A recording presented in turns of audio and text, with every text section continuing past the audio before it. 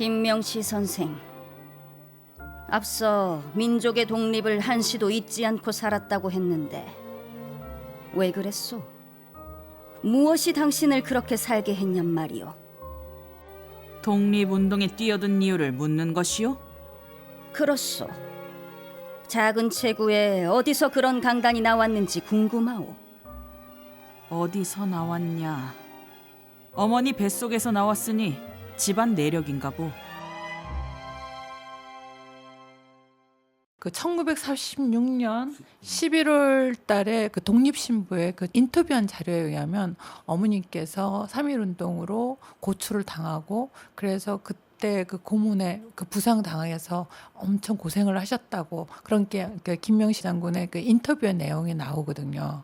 김명시의 어머니 김인석은 3.1 만세운동에 참여해 일제 경찰에 붙잡혀 살이 터져나갈 정도로 태형을 당했다고 열린사회 희망연대 이춘 운영위원은 말합니다.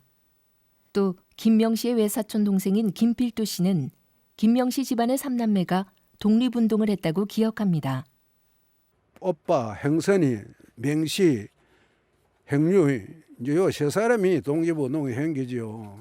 이제 그때는 뭐 우익 자유익 그런 거 없었고 결과적으로 이제 나라를 오직 막 독립시키기 위해서 자기의 생명을 걸고 했는데. 김명시의 가족은 어머니에 이어 오빠와 동생까지 독립운동에 참여했습니다. 앞서 왜 독립운동을 했냐는 배정자의 질문에 김명시는 집안 내력이라고 답했었는데 그렇게 대답할 만도 합니다. 한편 김명시 가족이 항일 정신을 가지게 된 건 마산이라는 지역적 특수성과 그들이 처한 현실과 무관하지 않았을 거라고 이춘 위원은 말합니다. 우리 지역 같은 경우에는 어느 지역보다도 그 일본에 대한 반감이 컸었거든요. 왜냐하면 어시장에 상권을 두고 일본과 굉장히 경쟁을 했었거든요. 이 지역에 있는 이 근처에 살고 있는 사람들끼리 일본에 대한 반감과 투쟁을 일상적으로 해왔던 지역입니다. 거의 생존권을 박탈하려고 했었거든요. 우리 지역에 쭉 나와 있는 그 철도들 있잖아요. 바로 그 철도들이 미국을 갖다가 수탈해 가는 것이었자 이 지역을 병창기지화했던 것이거든요.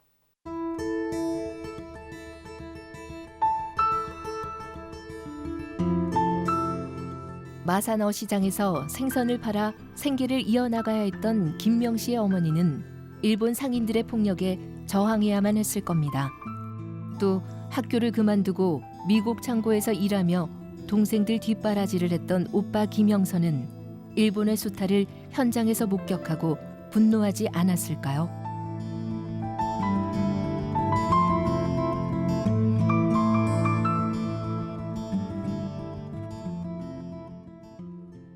아버님이 일찍 돌아가시고 오빠가 거의 보호자.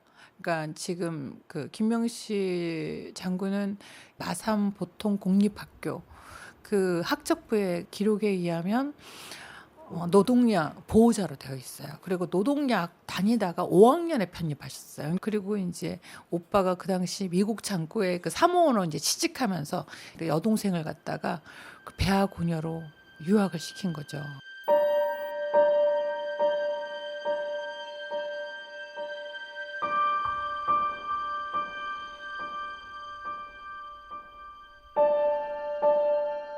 김명시, 당신도 결국 나와 다르지 않군요.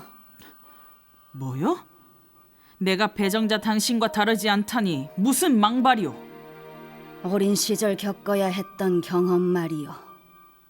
결국 개인적 경험이 당신을 독립운동으로 이끈 거 아니요. 그렇지 않소?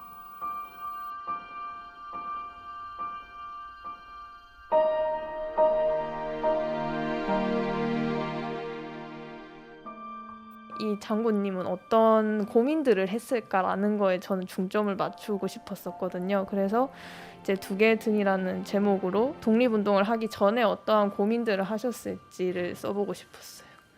솔직히 이런 운동을 하기까지 과정에서 조력자라던가 이런 게 있을 거 아니에요. 그랬을 때 이제 김명시 장군의 어머니께서도 범상치는 않으신 분이었어요. 3.1 운동 하기 전에 태극기 만드는 것도 손수 만드시고 직접 지도하시기도 하면서 독립운동에 대해서 되게 적극적인 면모를 보이셔가지고 그 등을 보고 김명시 장군도 따라가서 이제는 자기가 그걸 넘어서는 그런 이정표 같은 게 되지 않았을까 싶어서.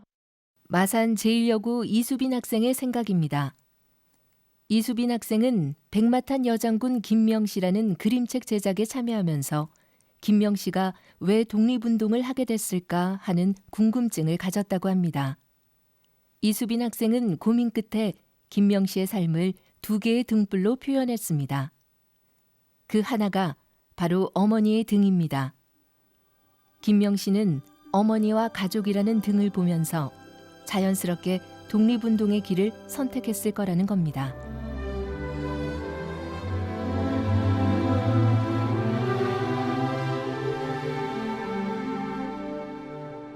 지금까지는 명시가 엄마의 등을 보고 왔다면 이제 자기가 다른 사람들의 등이 되어주는 그런 모습을 표현하고 싶었어요.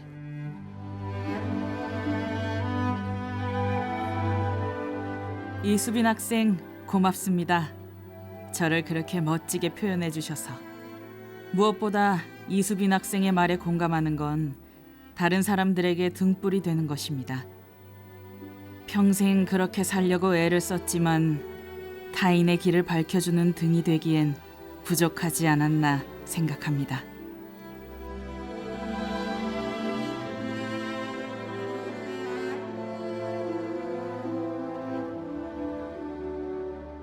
근본적으로 굉장히 정의롭고 그런 정의감이 없으면 할 수가 없지 않습니까? 그렇다 그래서 냉정하고 무섭고 이런 사람은 전혀 아니었고요. 그런 사람들은 또 이렇게 온몸을 바쳐서 운동하기가 또 쉽지 않을 겁니다, 아마. 굉장히 따뜻하고 정의롭고 정도 많고 그런 분이었을 것 같습니다.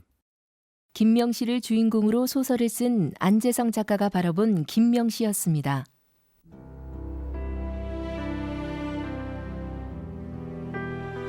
이수빈 학생이 그리고 안재성 작가가 말한 김명시의 마음은 1946년 11월 21일자 독립신보의 기사에서도 엿볼 수 있습니다.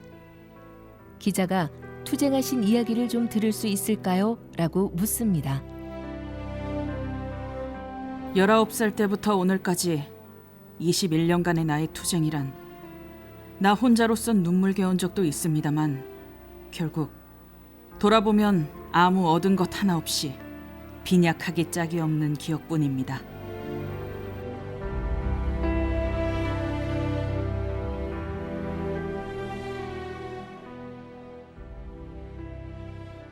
김명시 장군은 1907년생이에요. 그리고 이제 마산 동성동 189번지 지금 오동동 문화광장 뒤편이 거기가 생갑니다. 가정 형편이 어려웠기 때문에 야학을 다니다시피 했었고요.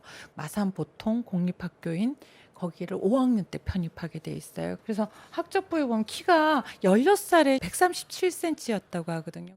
김명시는 1907년 경남 마산부 만정 189번지에서 태어났습니다. 현재 위치로는 마산 오동동 문화광장 뒤편입니다.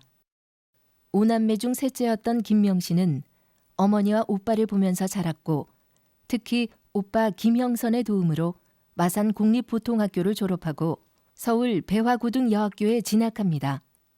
하지만 학비가 없어 중도에 그만둡니다.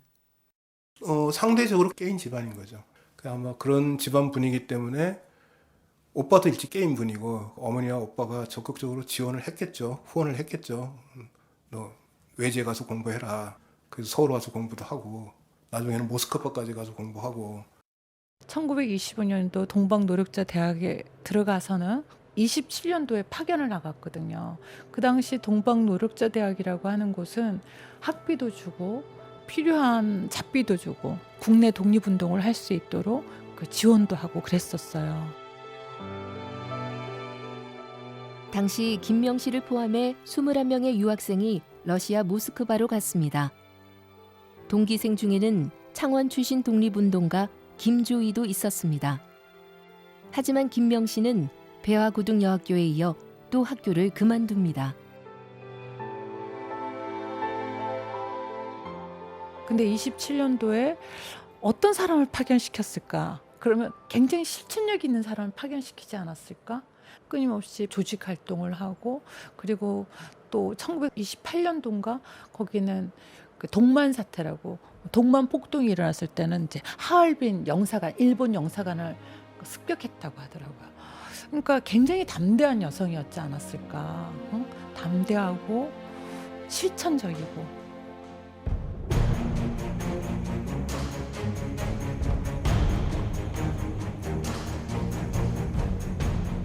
김명 씨는 상해와 만주 하얼빈 등지에서 끊임없이 조직 활동과 무장 투쟁을 벌입니다. 1930년에는 하얼빈의 일본 영사관, 기차역과 경찰서를 공격해 큰 타격을 입히기도 합니다. 상해에서 귀국한 김명 씨는 제물포에 아지트를 마련하고 제사공장과 성냥공장 여성 노동자들을 조직하고 교육했습니다. 그러나 동지의 배신으로 조직이 발각돼 일제경찰에 붙잡힙니다. 이 사건으로 김명 씨는 7년, 오빠 김영선은 12년의 감옥살이를 하게 됩니다. 삼형제가 그 일제강점기 때 그 감옥에 지낸 세월이 20년이 넘어요. 오빠가 12년 살았죠.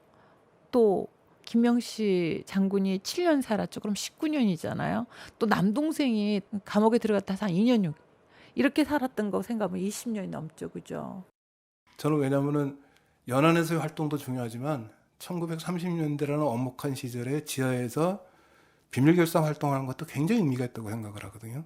그게 이제 사실은 그 김명시 선생 3남매를 관통하는 활동 내용이에요.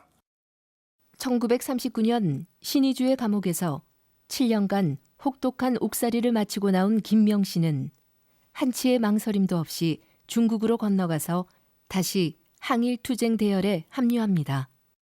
그러니까 신의주에서 탈출하고 난 다음에 이제 중국에 조선 독립동맹에 가입해갖고 조선의용군에 이제 해서 적구에서 적진이라고 가장 일본군과 치열하게 싸우던 데에서 그 조선의용군이 맡았던 역할들은 하마전이라고 하는데 그 하마전이 뭐냐면 선전전이에요. 그때는 양철 메가폰을 들고 이렇게 했어야 됐대요. 그럼 양철 메가폰을 들고 할 수 있으려면 바로 적의 일본의 총이 바로 총알을 맞을 수 있는 자리잖아요. 그런데다가 거기에 일본 제국주의 편에 쓰지 말고 거기서 이탈해서 이 민족해방운동에 합류하라고. 이춘 의원이 말한 내용은 1944년 여름 조선의용군을 취재해 기록한 내가 알고 있는 조선 동지들에 포함된 내용입니다. 한편 해방 후 김명 씨를 만난 시인 모윤숙은 김명 씨의 조선의용군 활동을 이렇게 기록하고 있습니다. 김명 씨는 김무정 휘하에 들어가 유격전법을 익히고 제1선 적구부대에 투입된다. 제1선 적구는 언제나 목숨을 노리는 첩자가 총을 가지고 뒤따르는 가장 위험한 최전선이란 뜻이다. 김명 씨는 그곳에서 남자들과 똑같이 적진 바로 밑에 들어가 선전전을 하는 함화전을 했다. 무섭지 않았어? 어떻게 무섭지 않았을 수 있어. 하지만 동지들과 함께 있고 가야 할 길이 뚜렷하니까 견뎌냈던 거지. 무엇보다 우리 조선인 동지들은 용감했소. 제1선 적구. 적의 구역에서 고향 생각을 부르며 적의 마음을 움직였으니까 말이오. 그런 동지들을 배정자 당신은 밀고 했소. 정작 무서워해야 할 사람은 내가 아니고 배정자 당신이오. 말해보시오.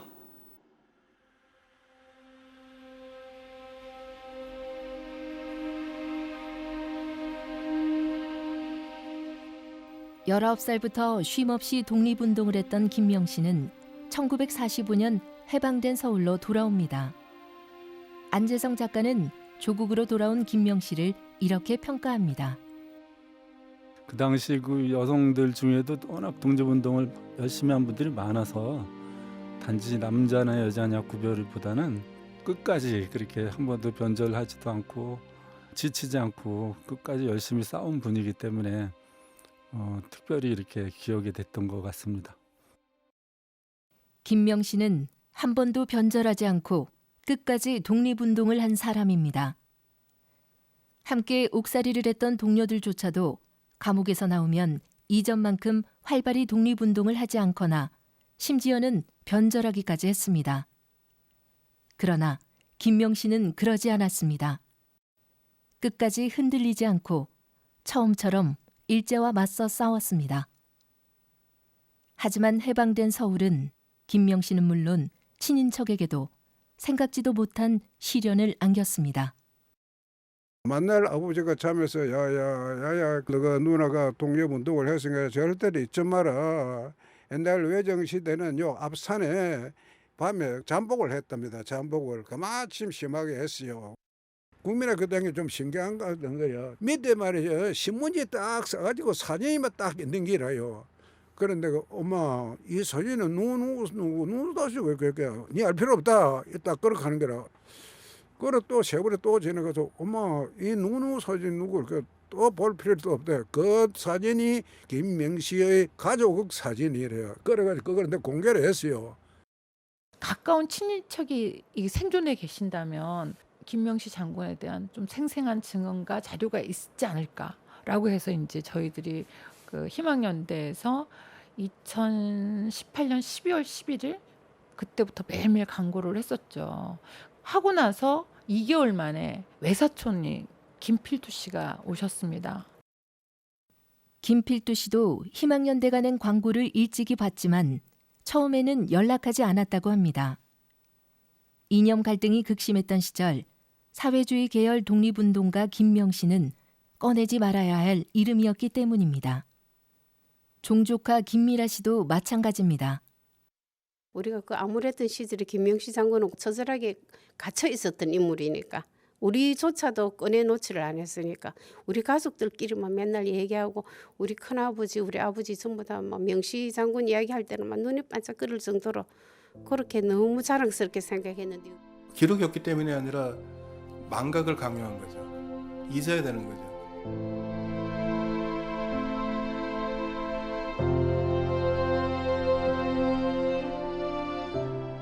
나야 잊히길 바라는 사람이지만 김명씨 당신은 사람들의 기억에서 잊히는 것이 분하지 않소? 난 민족과 동포를 사랑했을 뿐이요.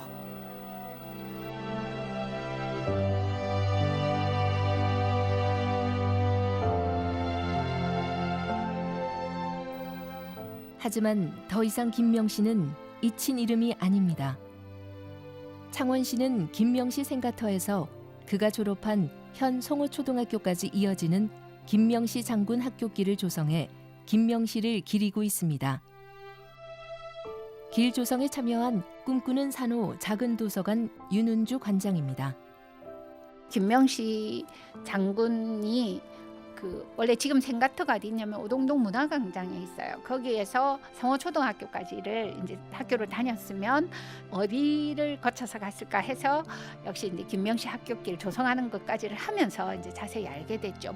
책 쓰면서도 많이 생각을 해봤는데 그래도 결론은 나는 못하겠구나 싶은 거예요. 진짜 엄청난 용기가 필요할 테고 이제 포기할 것도 많아질 텐데 그렇게 생각하고 나니까 김명시 장군님이 너무 높아 보인다라는 생각도 했는데 조사를 하면서 글을 쓰다 보니까 천진난만한 소녀의 모습 같은 것도 있으면서 결단력도 보이고 되게 멋있는 사람이구나라고 생각을 하게 됐어요.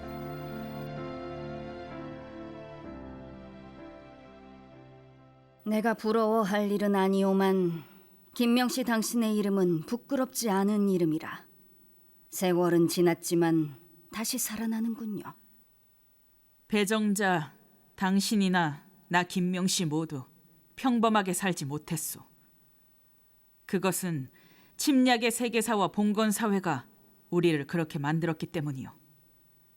다시 말해 우리는 시대가 만든 피해자인 것이요. 그렇다고 당신의 친일 민족 반역 행위가 용서되는 것은 아니요. 역사는 반드시 당신의 이름을 다시 불러내 단죄할 것이오. 마지막으로 나는 당신의 본성에 대해 논하지는 않겠소.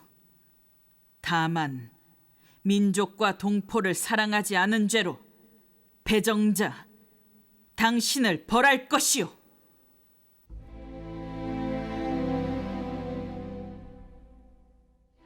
김명시와 배정자, 결코 지치지 않았던 삶을 살아낸 두 여인은 일본 제국주의 침략과 봉건적 질서 속에서 한 번도 가보지 않은 길을 스스로 선택한 신여성이었습니다. 하지만 그녀들이 선택한 길은 너무나도 달랐습니다.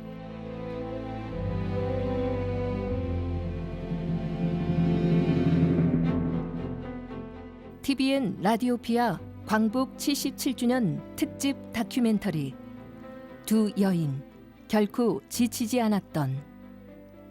기획 최경호, 성우 방선의 박주원, 내레이션 한주형, 구성 최경호, 연출의 김다혜, 박유진 PD였습니다.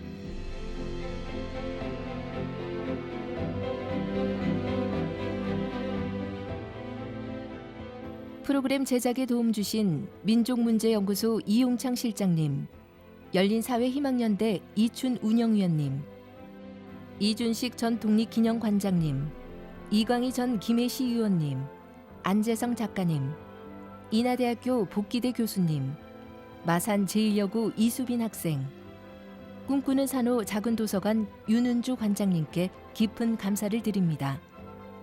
그리고 김명시 선생의 유족 김필두, 김미라님께도 감사 인사를 드립니다.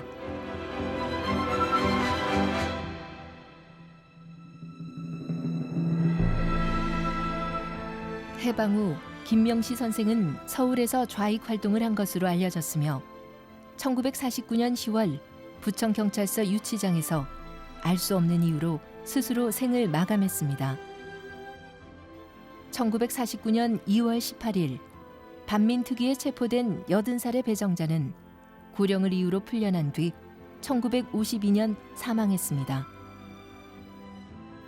한편 김명시 선생은 올해 77주년을 맞은 광복절에 늦게나마 독립유공자로 지정됐습니다.